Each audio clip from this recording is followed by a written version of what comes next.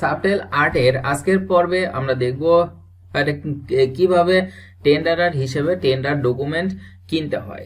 তাহলে এর জন্য প্রথমে আমাদের টেন্ডারার বা ঠিকাদারের আইডিতে লগ ইন করতে হবে। তাহলে আমরা লগ ইন করি।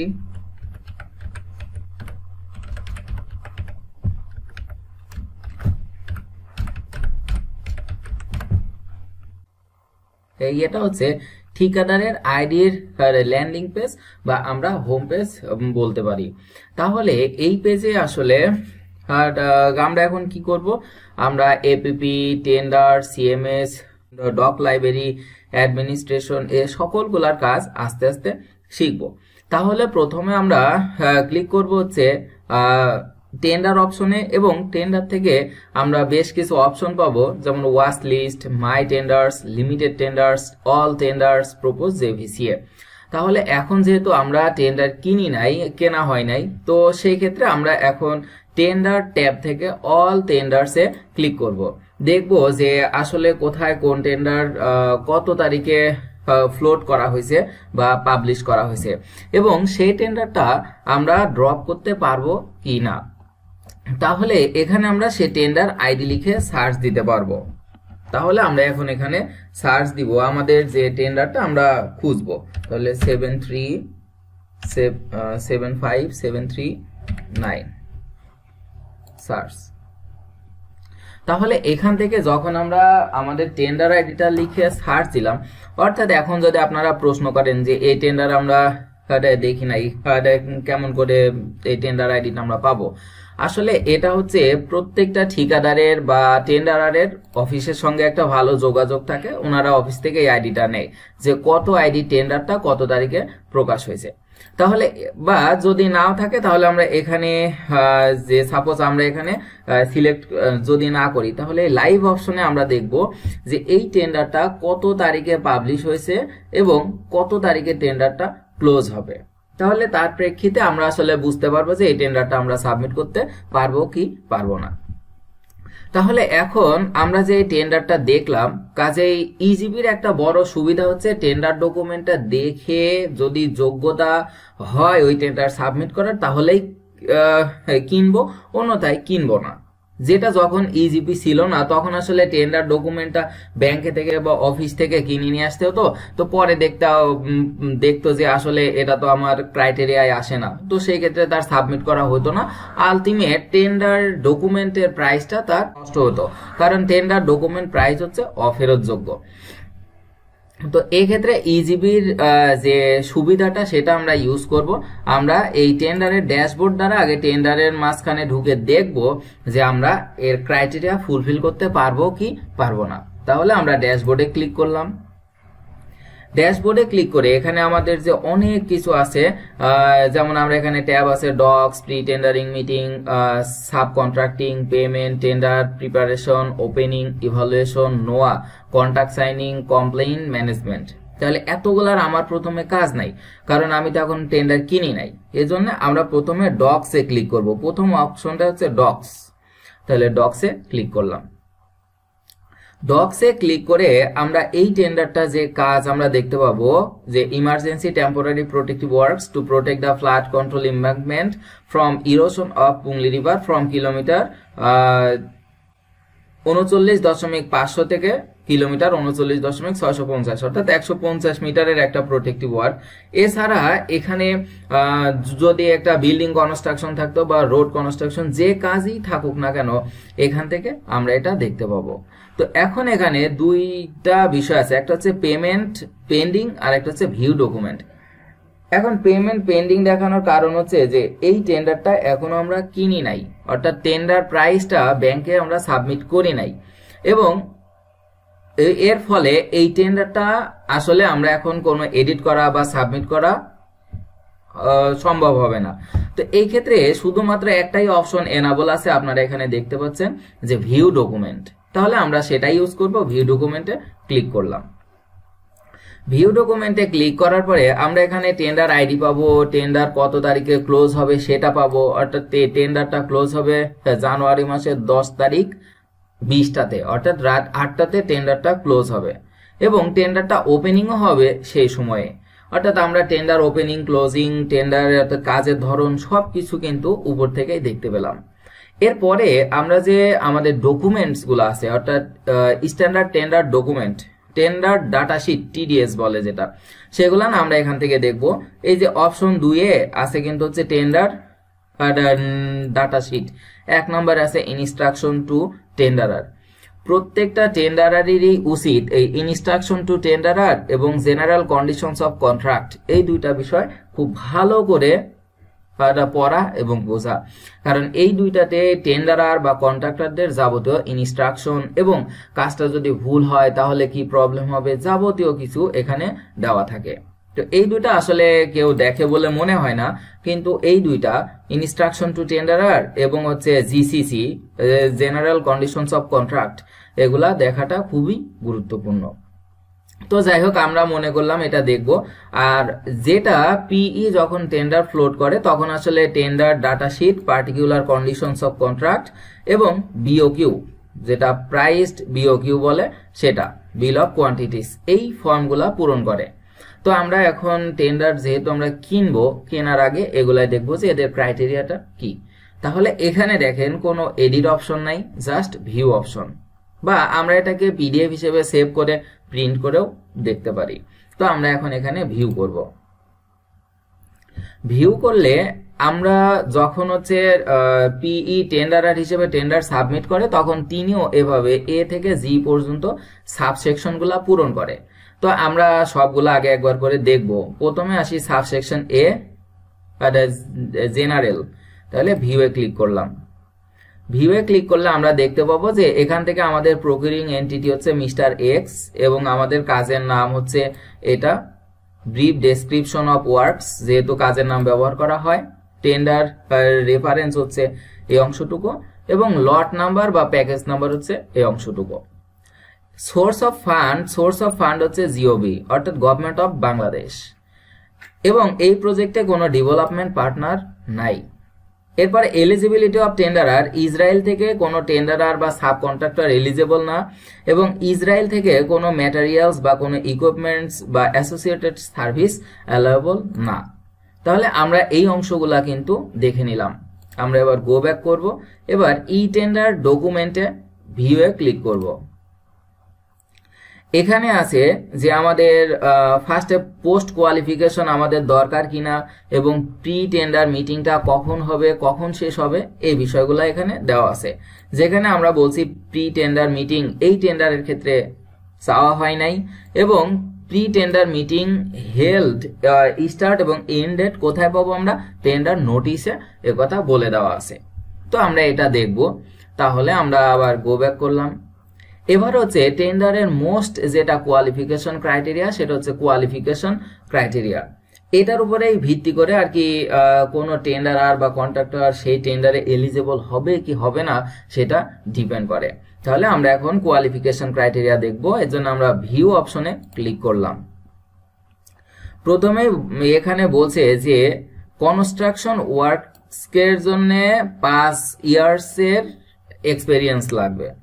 এটা যেটা বলছে যেটা জেনারেল এক্সপেরিয়েন্স, অর্থাৎ এক্সপেরিয়েন্স ক্রাইটেরিয়াতে জেনারেল এক্সপেরিয়েন্স অংশে বলছে যে 5 বছরের এক্সপেরিয়েন্স থাকতে হবে।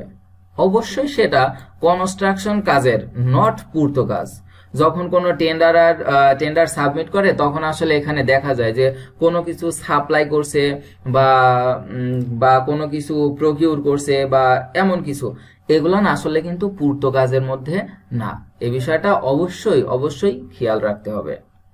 এরপরে বলছে যে সিমিলার এক্সপেরিয়েন্স প্রাইম কন্ট্রাক্টরের উপরেও থাকবে এবং 5 বছর সময়ে, আর এটা থাকবে হচ্ছে 4.5 ইয়ার্স। 4.5 ইয়ার্সের সিমিলার এক্সপেরিয়েন্সের কাজ থাকতে হবে। সিমিলার এক্সপেরিয়েন্স মানে সে কাজ করছে কি করে, সে জাস্ট কাজ কমপ্লিট করলেই হবে, সে বিল পেলো কি পেলো না তার সঙ্গে কোনো সম্পর্ক নাই। এই গেল আমাদের জেনারেল এক্সপেরিয়েন্স এবং সিমিলার এক্সপেরিয়েন্স। এবার আসবে হচ্ছে ফাইন্যান্সিয়াল ক্রাইটেরিয়া। এখানে বলছে যে average annual construction turnover shall be greater than 8.25 crore এবং এটা হতে হবে হচ্ছে বিগত 5 বছরে। এই কথাটার মানে হচ্ছে ওই কন্ট্রাক্টরকে বিগত 5 বছরে, এবং এই 5 বছর কখন থেকে প্রকাশ হবে, যে years counting backward from the date of publication of IFT in news paper. News পেপারে টেন্ডারটা প্রকাশ হওয়ার দিন থেকে বিগত 5 বছরে তাকে অবশ্যই 8.27 কোটি টাকার পেমেন্ট বা টাকা ট্রানজেকশন করতে হবে। এটা হলো তার যেটাকে আমরা বলি কনস্ট্রাকশন টার্নওভার। আচ্ছা, এরপরে minimum liquid asset. Liquid asset তো আসলে এটা থাকা খুব প্রয়োজন, এবং টেন্ডারার হিসেবে এটা লিকুইড অ্যাসেট ক্যাশ টাকা না দেওয়া হয়, এটা হচ্ছে ফর্ম অফ ব্যাংক গ্যারান্টি হিসেবে দেওয়া হয়। আর এই লিকুইড অ্যাসেট থাকতে হবে হচ্ছে 6.20 crore। তাহলে এটাতে আমাদের কোনো প্রবলেম নাই যে আমরা ব্যাংকে থেকে একটা চুক্তি করব, সেখান থেকে আমাদের যদি 6.2 crore অ্যামাউন্ট ওরা স্যাংশন করে তাহলেই এটা ওকে। তবে এখানে অবশ্যই মনে রাখতে হবে টেন্ডারার হিসেবে যখন আমরা টেন্ডার বা সাবমিট করব তখন যে আমরা লিকুইড অ্যাসেটের যে ব্যাংক গ্যারান্টিটা দিব সেখানে যেন কোনো কন্ডিশন উল্লেখ না থাকে। যদি কোনো কন্ডিশন ব্যাংক থেকে সংযুক্ত করে দেয় তাহলে পিই সেই টেন্ডারারকে চাইলে রিজেক্ট করে দিতে পারে। তো কাজেই এখানে সতর্ক থাকা খুবই গুরুত্বপূর্ণ। এরপরে আমরা দেখব যে মিনিমাম টেন্ডার ক্যাপাসিটি। আমাদের এই টেন্ডার ক্যাপাসিটি কত থাকতে হবে? টেন্ডার ক্যাপাসিটি থাকতে হবে হচ্ছে 6.2 crore, অর্থাৎ 6,20,00,000 টাকা আমাদের টেন্ডার ক্যাপাসিটি থাকতে হবে। এই টেন্ডার ক্যাপাসিটি হচ্ছে প্রত্যেকটা টেন্ডারার এই হিসেব করবে, হিসেব করে যখন দেখবে যে টেন্ডার ক্যাপাসিটিটা এত বা তার উপরে, সেই ক্ষেত্রে তিনি টেন্ডার সাবমিশনের এলিজেবল বলে গণ্য হবে। এরপরে আছে পার্সোনাল ক্যাপাসিটি। পার্সোনাল ক্যাপাসিটির জন্য পিই এই টেন্ডারারটার জন্য হচ্ছে তার এই পার্সোনাল গুলা প্রয়োজন, অর্থাৎ একজন বিএসসি ইঞ্জিনিয়ার চান, একজন diploma engineer, surveyor, project manager চান, এবং তাদের এক্সপেরিয়েন্স হচ্ছে এই ক্রাইটেরিয়া অনুযায়ী। যদি আমি টেন্ডারার, আমার যদি এই অনুযায়ী পার্সোনাল থাকে তাহলে আমি টেন্ডারটা সাবমিট করতে পারবো। এরপরে ইকুইপমেন্ট ক্যাপাসিটি, অর্থাৎ আমি যে কাজগুলা করব, বিল্ডিং কনস্ট্রাকশন করব, রোড কনস্ট্রাকশন করব, প্রোটেক্টিভ ওয়ার্ক করব, তার জন্য আমার যে ইকুইপমেন্ট গুলা লাগবে সেটা আসলে পিই বলে দিছে যে আমার এই পরিমাণ এই ইকুইপমেন্ট গুলা দরকার। তো আমার যদি থাকে, বা যদি এখানে আরেকটা কথা বলা আছে যে এই ইকুইপমেন্ট গুলা যদি আমি টেন্ডারের হিসেবে না থাকে, যদি আমি ভাড়ায় নেই, একটা ভাড়ার যদি চুক্তি থাকে তাহলেও সেটা অ্যালাউ করা যাবে। এরপরে বলা আছে যে joint venture, consortium or association. যদি আমরা জেভি করি তাহলে জয়েন্ট ভেঞ্চারের ক্ষেত্রে আমাদের এই পরিমাণ কোয়ালিফিকেশন দরকার, অর্থাৎ যিনি লিড পার্টনার হবেন তিনার মিনিমাম কোয়ালিফিকেশন হবেন হচ্ছে 40%, এবং যিনি আদার পার্টনার হবেন তার মিনিমাম কোয়ালিফিকেশন ক্রাইটেরিয়া ফুলফিল করতে হবে হচ্ছে 25%, এবং এটা অবশ্যই একটা 300 টাকার নন জুডিশিয়াল স্ট্যাম্পে তাদের যে জয়েন্ট ভেঞ্চার এগ্রিমেন্টটা উল্লেখ করতে হবে। এখানে এই কথাটাই বলা আছে যে লিড পার্টনারের 40% এবং আদার পার্টনারের 25%। এবার নমিনেটেড সাব কন্ট্রাক্টর। যদি পিই কোনো কন্ট্রাক্টরকে নমিনেট করে দিতেন যে আমার এই কাজের এই অংশটুকু অমুক কন্ট্রাক্টরকে দিয়ে করলে ভালো হবে, তাহলে সেটাই হয় হচ্ছে নমিনেটেড সাব কন্ট্রাক্টর। এখানে নমিনেটেড সাব কন্ট্রাক্টর বলা আছে হচ্ছে নট অ্যাপ্লিকেবল, অর্থাৎ নমিনেটেড সাব কন্ট্রাক্টর চাননি। তাহলে আমরা কোয়ালিফিকেশন ক্রাইটেরিয়ার সবকিছু দেখলাম, এবং দেখে আমরা বুঝলাম যে আমরা যদি টেন্ডার সাবমিট করি তাহলে আমরা এলিজিবল হতে পারবো। এরপরে টেন্ডার প্রিপারেশন। টেন্ডার প্রিপারেশনের ক্ষেত্রে আমাদের কি কি ফর্ম চাওয়া হয়েছে সেটা আমরা এখান থেকে দেখতে পাবো। যেমন আমাদের এখানে বলছে যে এডিশনাল কোনো ডকুমেন্ট তারা বা পিই চায় কিনা, না, এখানে নট অ্যাপ্লিকেবল লেখা আছে, মানে এডিশনাল কোনো ডকুমেন্ট চায় না।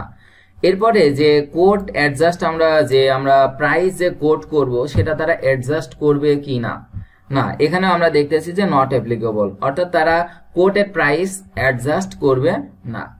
তাহলে আমরা আবার গেলাম গো ব্যাক টু ড্যাশবোর্ড। এবার আসবো হচ্ছে ই টেন্ডার, ই সাবমিশন। তাহলে এখানে আমরা যদি দেখি, এখানে বলা আছে হচ্ছে ডেডলাইন ফর লজমেন্ট, এটাও আসলে বলছে না, তো আমাদের এগুলার কোনো প্রয়োজন নাই। এরপরে কন্ট্রাক্ট অ্যাওয়ার্ড আমরা দেখে নিব। এখানে কন্ট্রাক্ট অ্যাওয়ার্ডের ক্ষেত্রে বলা আছে যে amount of performance security shall be 5% of the contract price. তার মানে আমরা রেট করার পরে 10% লেস দেওয়ার পরে যে কন্ট্রাক্ট প্রাইসটা হবে তার 5% টাকা পারফরমেন্স সিকিউরিটি হিসেবে জমা দিতে হবে। তাহলে এই সকল ক্রাইটেরিয়াগুলো আমরা দেখলাম এবং আমরা প্রথম যে টেন্ডার ডাটা শিট সে অংশটাও দেখলাম। তাহলে আমরা দেখে বুঝলাম যে আমরা আসলে এখন যদি টেন্ডারটা সাবমিট করি তাহলে আমরা এলিজিবল হতে পারবো। এরপরে আমরা পার্টিকুলার কন্ডিশনস অফ কন্ট্রাক্ট বা পিসিসি সেটাও আমরা অনুরূপভাবে দেখে নিব, অর্থাৎ পিই থেকে যাবতীয় কন্ডিশনগুলো আমরা খুবই ভালো করে দেখব যেন আমাদের টেন্ডারটা রিজেক্ট না হয়। এখন এখানে কন্ট্রাক্টরের যে নাম এটা উল্লেখ থাকে না, আর এখান থেকে আমরা দেখতে পাবো যে পিই অর্থাৎ এই প্রকিউরিং কাজটা কে করবেন, আমরা দেখতেছি হচ্ছে পিই হচ্ছে মিস্টার এক্স। এরপরে অরিজিনাল কন্ট্রাক্ট প্রাইস কত হবে। অরিজিনাল কন্ট্রাক্ট প্রাইসটা আসলে আমরা টেন্ডারার হিসেবে যখন 10% লেস দিব বা 10% অ্যাভাব দিব, সেই অ্যাভাব বা লেস দেওয়ার পরিমাণটা হচ্ছে অরিজিনাল কন্ট্রাক্ট প্রাইস। তো এটা আসলে নোয়াতে উল্লেখ থাকবে, পিই আমাদেরকে এটা বলে দেয় নাই। আচ্ছা, এখানে আবার আমরা দেখতে পাচ্ছি যে পিই হবে মিস্টার এক্স এবং ডেভেলপমেন্ট পার্টনার দরকার নাই, এবং প্রজেক্ট ম্যানেজারও হবেন হচ্ছে মিস্টার এক্স। তার মানে প্রজেক্ট ম্যানেজার এবং প্রকিউরিং এন্টিটি একই ব্যক্তি। আমাদের কাজের লোকেশনটা কোথায়? কাজের লোকেশন হবে হচ্ছে এই জায়গাতে, বেড়া উপজেলায়, পাবনা জেলায়। এখানে আমাদের কাজটা হবে। এছাড়া এখানে স্পেসিফিক ভাবেও উল্লেখ থাকে যে অমুক ইউনিয়নে, অমুক উপজেলায়, অমুক জেলাতে কাজ হবে। এরপরে কাজের কখন স্টার্ট করতে হবে, কখন কাজের স্টার্ট ডেটটা যখন পিই আমাদের নোয়া দিবেন অর্থাৎ নোটিফিকেশন অফ অ্যাওয়ার্ড দিবেন তখন আমরা দেখতে পাবো। এই কাজে আমাদের কি কি কাজ করতে হবে। এই টেন্ডারটা যদি আমরা পেয়ে যাই তাহলে এটাতে করতে হবে আমাদের আর্ট ওয়ার্ক করতে হবে অর্থাৎ কাটিং ফিলিং করতে হবে, জিও ব্যাগ ডাম্পিং করতে হবে এবং জিও ব্যাগ প্লেসিং করতে হবে। তবে এখানে অবশ্যই উল্লেখ থাকবে যে এটা সরবরাহ করা হবে কি নাকি সহ। সেকশনাল কমপ্লিশন ডেট এটা নট অ্যাপ্লিকেবল, অ্যালাউ করবে না তারা। এরপরে আমরা এখান থেকে দেখতে পাবো যে পিইর যাবতীয় অ্যাড্রেস অর্থাৎ যিনি প্রকিউর করবেন বা প্রকিউরিং এন্টিটি তিনার পরিচয়, address, office, phone number, fax number, email number, এই সকল কিছু। আর এখানে থাকবেন হচ্ছে কন্ট্রাক্টরের। তো যেহেতু এখনো কন্ট্রাক্ট দেওয়া হয়নি এই জন্য এটা আসলে ব্ল্যাঙ্ক থাকে। এরপরে থাকবে হচ্ছে এলিজিবিলিটি, যেটা এলিজিবিলিটিতে এখানে বলছে যে তারা ইসরায়েলের কোনো সাব কন্ট্রাক্টর নিবে না, ইসরায়েলের কোনো ম্যাটেরিয়ালস ইকুইপমেন্ট নিবে না। এরপরে বলছে যে সাইট আমাদেরকে যদি আমরা কন্ট্রাক্ট পাওয়ার 3 দিনের মধ্যে সে সাইট আমাদেরকে দেওয়া হবে কাজ করার জন্য, যে আপনারা এই সাইটে কাজ নেন, এটা হ্যান্ড ওভার করবে। এরপরে বলছে যে পার্সোনাল ক্যাপাসিটিটা অর্থাৎ নট অ্যাপ্লিকেবল, এটা প্রয়োজন নাই। নমিনেটেড সাব কন্ট্রাক্টরের ক্ষেত্রেও দেওয়া নাই। আমি আগেও বলছি যে নমিনেটেড সাব কন্ট্রাক্টর হচ্ছে পিই যদি কোনো কন্ট্রাক্টরকে নির্দিষ্ট অংশ কাজ করার জন্য সিলেক্ট করে দেন তিনি হবে নমিনেটেড সাব কন্ট্রাক্টর। এবং এটা পিই এবং কন্ট্রাক্টরের মধ্যে যে যদি কোনো বিষয়ে দ্বিমত হয় তাহলে সেটা প্রজেক্ট ম্যানেজার ঠিক করে দিবেন। ইন্স্যুরেন্স ক্যাপাসিটি অর্থাৎ আমরা যে পার্সোনেলগুলা ব্যবহার করব তার ইন্স্যুরেন্স ক্যাপাসিটিটা এইরকম হতে হবে। এইগুলা না আসলে সবকিছু টেন্ডারার বা ঠিকাদার হিসেবে অ্যাড করে দিব আমরা, কোনো প্রবলেম নাই। তো আমরা আসলে পিসিসি বা পার্টিকুলার কন্ডিশনস অফ কন্ট্রাক্টও দেখলাম, আমরা এই বিষয়টাও পারবো। তাহলে আমরা টেন্ডার ডাটা শিট দেখলাম, তারপরে হচ্ছে পার্টিকুলার কন্ডিশনস অফ কন্ট্রাক্ট দেখলাম। এবার আমরা দেখব হচ্ছে 6 number bill of quantities. Bill of কোয়ান্টিটিসে আমরা দেখতে পাচ্ছি যে এরা এখানে 3টা আইটেম সংযুক্ত করছে, যেখানে 3টা আইটেমের কোয়ান্টিটি হচ্ছে প্রথমে আর্টওয়ার্কের কোয়ান্টিটি হচ্ছে 54,316 কিউবিক মিটার। তারপর হচ্ছে geo bag dumping supplying filling dumping হচ্ছে 88,950 ইস। এরপরে জিও ব্যাগ ফিলিং হচ্ছে 68,750 ইস। এই 3টা আইটেম দ্বারাই আমাদের কাজ সম্পূর্ণ করতে হবে। তাহলে আমরা বিল অফ কোয়ান্টিটিস দেখলাম। এরপরে দেখব যে শিডিউল অফ ডে ওয়ার্কস তারা কোনো অ্যাড করছে কিনা, অর্থাৎ পিই যদি শিডিউল অফ ডে ওয়ার্কস অর্থাৎ এক্সট্রা কোনো কাজ ধরে রাখে তাহলে সেটাও এখান থেকে দেখতে পাবো আমরা। তো আমরা দেখতেছি যে এখানে সবকিছু 1 ডে ওয়ার্কস আছে, মানে এখানে পিই কোনো শিডিউল অফ ডে ওয়ার্কস ব্যবহার করেনি। তারপরে যেটা বিল অফ কোয়ান্টিটিস এরই আর একটা 3 নম্বর সেকশন, সেটা হচ্ছে আনকন্ডিশনাল ডিসকাউন্ট ফর্ম, আমরা সেটা দেখব। এখানে দেখাচ্ছে যে আনকন্ডিশনাল ডিসকাউন্ট ফর্ম, তার মানে পজিটিভ, এটা টেন্ডারার যদি অ্যাড করে দেয় তো সেটা আসলে অটোমেটিক হয়ে যাবে, এটা আসলে কোনো প্রবলেম নাই যে ডিসকাউন্ট এখানে অটো ভাবে লেখা উঠে যাবে। তো আমরা ইচ্ছা করলে এটা আনকন্ডিশনাল ডিসকাউন্টও করতে পারবো। তো আমরা যখন টেন্ডারটা যদি কিনি তাহলে সেই ক্ষেত্রে আমরা এটার ব্যবহার শিখব। তাহলে এখন আমরা এই টেন্ডারটাতে যাবতীয় কিছু দেখে নিলাম। তবে এখানে টেন্ডারার হিসেবে কিন্তু অফিসিয়াল কস্ট এস্টিমেটটা দেখতে পাবো না, এটাই সিক্রেট এবং এটাই আমাদের জন্য বা টেন্ডারারের জন্য চ্যালেঞ্জিং বিষয়। তাহলে আমরা tender data sheet, particular conditions of contract, bill of quantities এবং যেগুলা কোয়ালিফিকেশন ক্রাইটেরিয়া আছে, ফাইন্যান্সিয়াল ক্রাইটেরিয়া দেখে আমরা বুঝলাম যে এই টেন্ডারে আমরা রেসপন্সিভ হতে পারবো যদি সাবমিট করি। তাহলে আমরা যাবতীয় টেন্ডার দেখলাম, বুঝলাম, আমাদের অ্যানুয়াল কনস্ট্রাকশন টার্নওভার ক্যালকুলেশন করলাম, সবকিছু দিয়ে দেখলাম যে আমরা যদি এই টেন্ডারটা সাবমিট করি তাহলে আমরা কাজ পেতে পারি। তো যেহেতু আমরা এখন ফাইনাল যে আমরা এটার কাজ পেতে পারি বা আমরা এলিজিবল, আমরা এখন টেন্ডারটা কিনবো। টেন্ডার কেনার জন্য ইজিবি রেজিস্টার্ড কোনো ব্যাংকে টাকা দিতে হবে। তো চলুন আমরা ব্যাংকে যাব এখন। এক্ষেত্রে লগ আউট করলাম। লগ আউট করে এখন আমরা ব্যাংকের যিনি টেন্ডারারের এইরকম টাকা দেন তাকে বলা হচ্ছে ব্রাঞ্চ মেকার। আমরা ব্রাঞ্চ মেকারের কাজ করব এখন। তো ব্রাঞ্চ মেকারের আইডিতে আমরা লগ ইন করবো।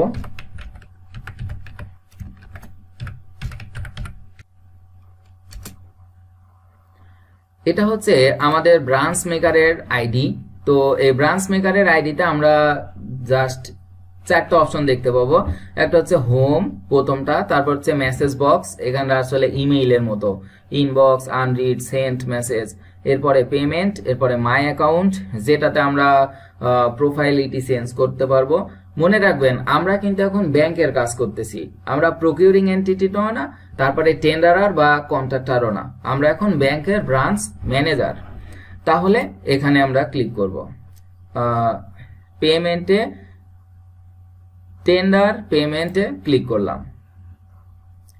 টেন্ডার পেমেন্টে ক্লিক করলে এখানেও আমরা কোন টেন্ডারের জন্য কাকে কত টাকা ফি সাবমিট করব সেটা কিন্তু আমাদের এখান থেকে খুঁজে বের করতে হবে। তো আমরা যেহেতু এখন ব্যাংকের মানুষ, তো টেন্ডারার আমাদের কাছে আসবে, এসে বলবে যে এত টেন্ডার আইডিতে আমার টেন্ডার ডকুমেন্টটা কিনবো। তো সেই টেন্ডার আইডিটা আমরা এখানে লিখে সার্চ দিব 75739 সার্চ। তাহলে আমরা দেখতে পাচ্ছি যে এখানে একটা মিনিস্ট্রি অফ ওয়াটার রিসোর্স থেকে আসছে এবং বাংলাদেশ ওয়াটার ডেভেলপমেন্ট বোর্ড থেকে এই টেন্ডারটা দেওয়া হয়েছে। তো এই টেন্ডারে এখন ব্রাঞ্চ মেকার কি করবেন, ড্যাশবোর্ডে ক্লিক করবেন। ড্যাশবোর্ডে document fees, tender or proposal security fee, performance security fee, new performance security, এরকম যাবতীয় অপশন আছে। তো এখন ব্যাংকে আমরা আসছি মূলত কিসের জন্য, ডকুমেন্ট কেনার জন্য। তো কাজে আমাদের এই প্রথম ট্যাব ডকুমেন্ট ফিসে ক্লিক করতে হবে। আমরা ক্লিক করলাম। তাহলে ক্লিক করার পরে আমরা জাস্ট এই অংশটা দেখতে পাবো এবং এখানে একটা যে ইমেইল আইডি থাকবে, যে টেন্ডারার এই টেন্ডারটা কিনবে তার ইমেইল আইডিটা এখানে লিখতে হবে। তাহলে আমরা তার ইমেইল আইডিটা লিখব।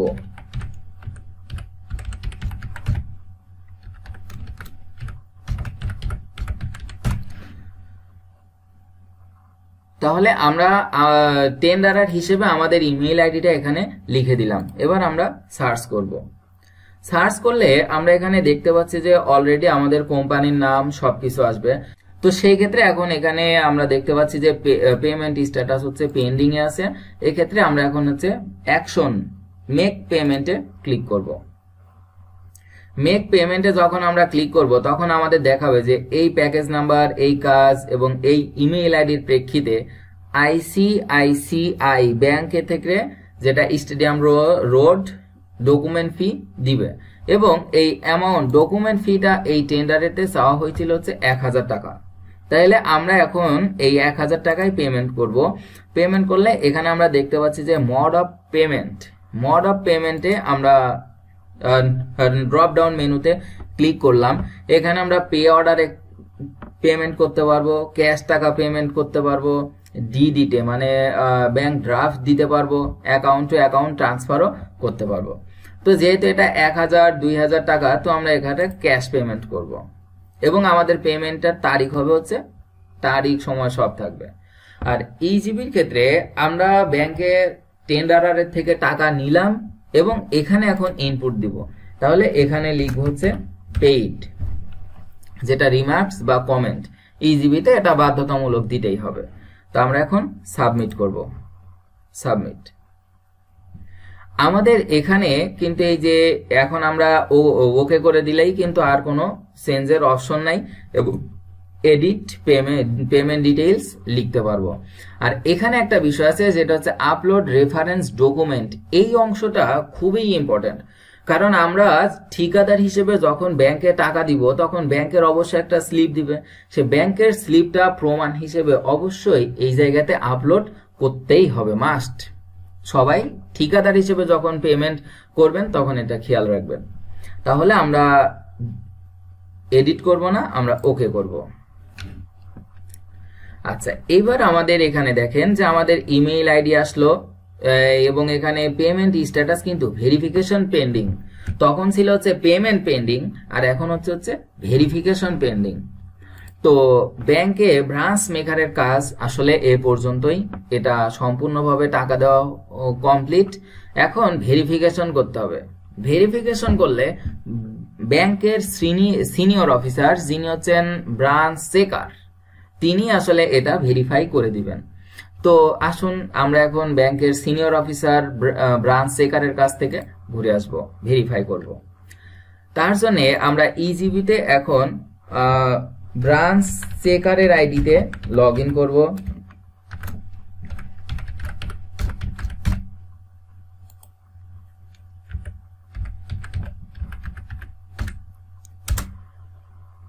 তাহলে এটা হচ্ছে ব্রাঞ্চ চেকারের আইডি।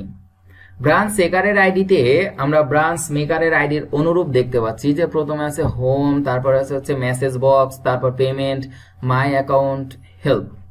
তাহলে আমরা পেমেন্ট অপশনে টেন্ডার পেমেন্টে ক্লিক করব।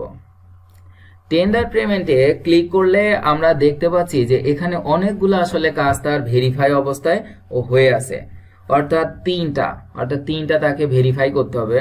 তো আমাদের টেন্ডার আইডি কোনটা? টেন্ডার আইডি হচ্ছে 75739, অর্থাৎ এই উপরের এটা। এবং আমরা ডকুমেন্ট ফি পরিশোধ করলাম হচ্ছে 1000 টাকা। তো এখন ব্রাঞ্চ চেকার হিসেবে আমি এই কাজটা ভেরিফাই করব। আর আমি এই কাজটা কি করতে পারবো যে দেখেন আপনারা এখান থেকে ভেরিফাই করতে পারবো, এডিট করতে পারবো, ক্যান্সেলও করে দিতে পারবো। কারণ ব্রাঞ্চ চেকার হবেন ব্রাঞ্চের সিনিয়র অফিসার, তো তিনি চাইলে এটা ক্যান্সেল করে দিবেন, তারপরে তিনি এটা ভিউ করতে পারবেন। তো আমরা সুবিধার্থে বা কোনো কিছু না করে আমরা এখানে ভেরিফাই করব, এজন্য ভেরিফাই বাটনে ক্লিক করলাম। তাহলে এখানে আমাদের পেমেন্ট স্ট্যাটাস দেখাচ্ছে হচ্ছে ভেরিফিকেশন ইজ পেন্ডিং। এখন আমরা এখান থেকে দেখলাম যে ইনি ক্যাশ টাকা 1000 টাকা দিছে এবং যদি আমরা ওখানে কোনো রেফারেন্স ডকুমেন্ট আপলোড করতাম তাহলেও ইনি এটা দেখতে পারতেন। তাহলে এটা ইনার জন্য খুব সুবিধা হতো যে ইনি আসলেই ব্যাংকে 1000 টাকা দিছে।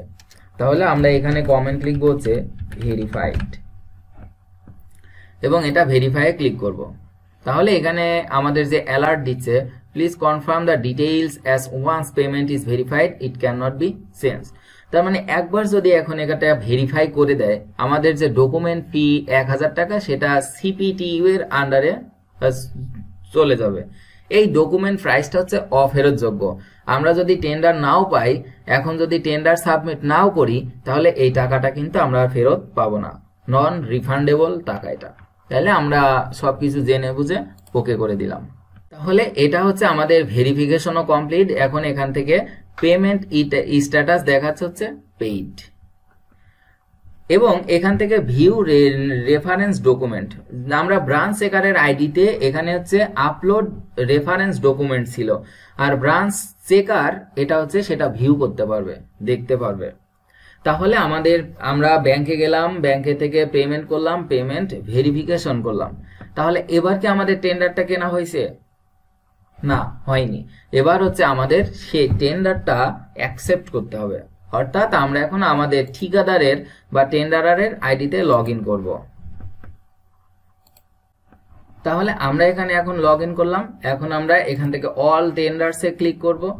অল টেন্ডারসে ক্লিক করে আবার আমরা এতগুলা যে টেন্ডার আছে সেখানে 4টা পেজ আছে, 4টা পেজ ক্লিক করে করে আমরা দেখবো আসলে যে আমাদের টেন্ডার কোনটা। তাহলে আমরা এত কিছু না করে এখানে জাস্ট টেন্ডার আইডি লিখে আমরা সার্চ দিব, 75739 লিখলাম, সার্চ। আচ্ছা, তাহলে এই যে আমরা এখান থেকে টেন্ডারটা কিন্তু আমরা পেয়ে গেলাম যে 75739, এবং এটা কিন্তু আমরা পেয়েছি হচ্ছে অল টেন্ডার থেকে। মাই টেন্ডারে এখন আমাদের টেন্ডারটা আসেনি, তার মানে এখনো আমাদের কেনা হয়নি। তাহলে আমরা এখন টেন্ডারটা ঢুকবো। ঢুকলেই এখান থেকে আমরা এখন ডকসে ক্লিক করব।